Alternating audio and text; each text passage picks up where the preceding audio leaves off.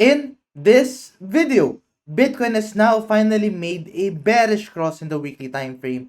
The question is, where is Bitcoin heading to? Well, stay tuned to know more.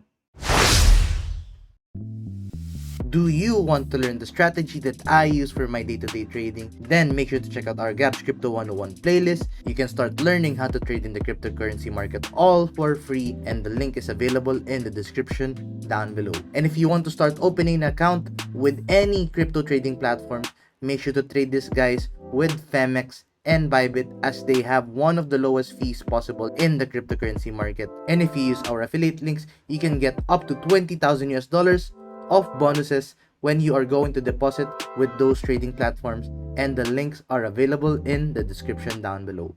So now let's dive into this video. So hi guys, and welcome back to another Gabs cryptocurrency video where we trade by data and not by hype. If you haven't subscribed to my channel, click the subscribe button down below and hit the notification bell so you won't miss out videos like this. So diba sa previous video, we have been waiting for the weekly bearish cross na nitong Bitcoin weekly time frame, and as you can see, nagkaroon na nga tayo finally ng weekly time frame bearish cross wherein nag-cross na to, at ibig sabihin yan, signal na yan at patapos na yung recent pump na nakita natin.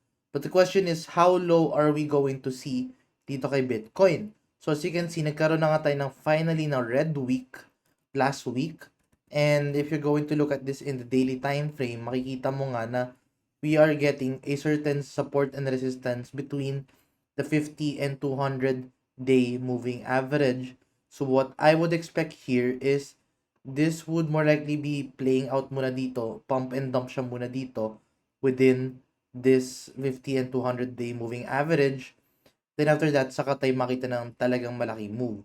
Now, the big move na nga dito is going to be dependent on the bigger time frame, which is in the weekly. It's telling us that it's going to lead into a bearish movement.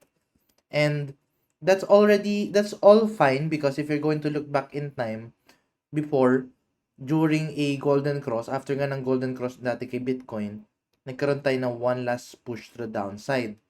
And dito, even though it's not clearly it's not very similar siya dun sa previous movement, it could be telling us na during this golden cross nitong 50 and 200 day moving average, we might see a one last push to the downside, and then saka tayo makita ng pag-akyat ni Bitcoin, which is what is telling us in the weekly time frame na it's going to show us a one last push to the downside.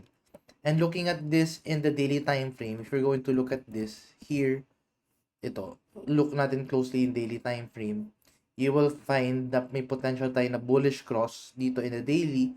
So it could tell us that we might go back to maybe around the 80,000 US dollars and maybe get some rejection dito sa 80,000 US dollars.